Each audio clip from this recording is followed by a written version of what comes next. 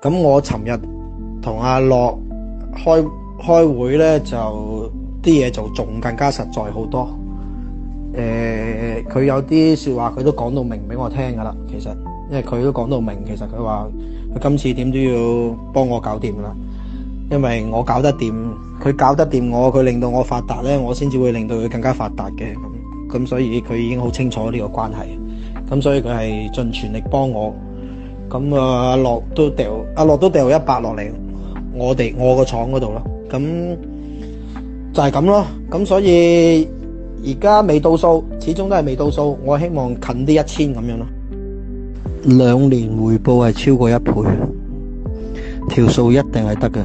2年回報超過1倍，呢個係一定做撚到啊，唔會做唔到添啊！令到大家俾咗錢，我又安心咧。咁我應該有啲方式嘅，入邊包括咗簽合約同埋簽欠單同埋拍埋片嘅一啲咁嘅方案，我再話俾你聽。